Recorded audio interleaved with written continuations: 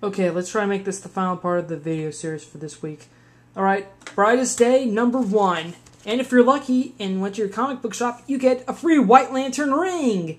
Yay! Now I have all the colors. I'm so happy. Just try to... Yep, there's the good ring so you can get a good review of it. Okay, Brightest Day. So far this series has been like 52. Each character is getting their own portion of this book and telling their own story. So first of all, Sinestro reveals to Carol Ferris and Hal Jordan that there's a White Lantern battery and Sinestro couldn't lift it, and neither can Hal Jordan. And they're related to King Arthur and the Sword and the Stone. Nice metaphor, nice simile, nice comparison there. And they need to find the White Lantern. Speaking of the White Lantern, only one revived character has a white ring, and it's Boston Brand. And he's witnessing some smugglers taking children who are saved by Aquaman and Mera. And while they're fighting, it's revealed that Aquaman's power over fish works on dead fish. And we have a dead shark. So now, apparently, Aquaman's powers only work on dead fish. Well, I'm not sure if they only do, but the first ones that respond are dead, so... Like when he was a Black Lantern, which isn't good. Okay, the Aquaman story, I would have to say... I'm sort of interested to see if there is some aftermath to that. Next up, some guy hears of Aquaman's returns, and he just starts killing people and leaves.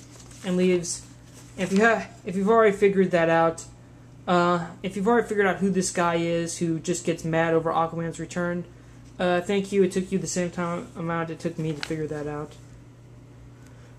Then we have Firestorm with Ronnie Raymond and Jason Rush. They have more disagreements, and then they try to separate, but then Professor Stein says that they can't separate, and Adam says they have some bad news.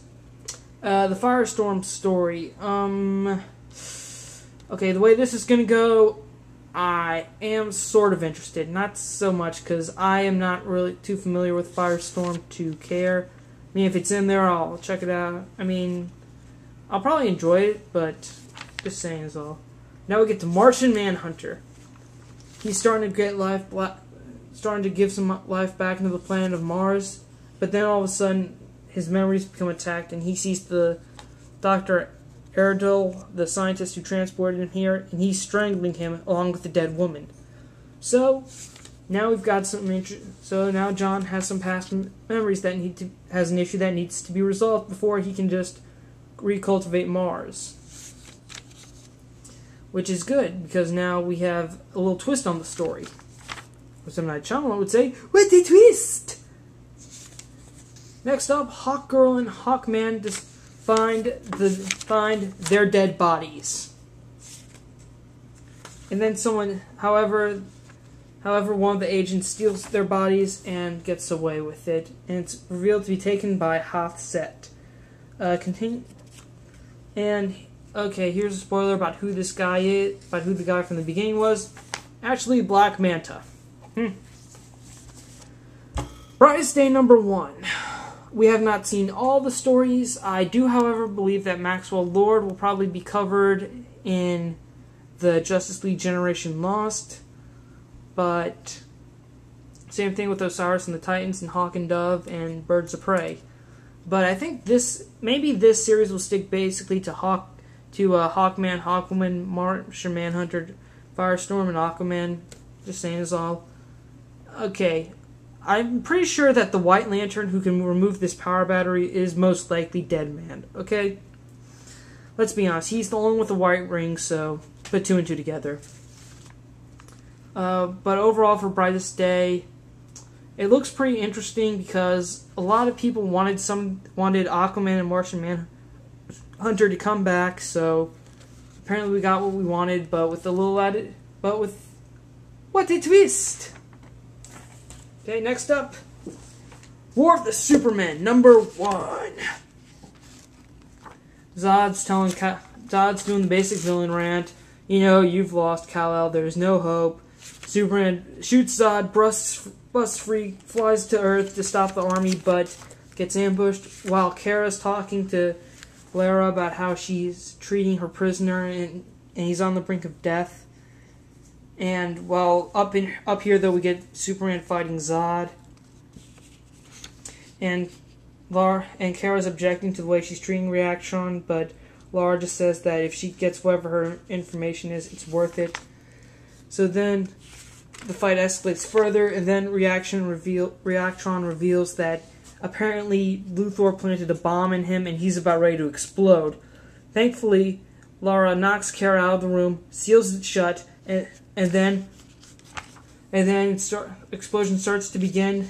People, their citizens of Kandor, and then all of a sudden, kaboom! New Krypton destroyed! Love this double page. Again, double page spreads in comics are always enjoyable.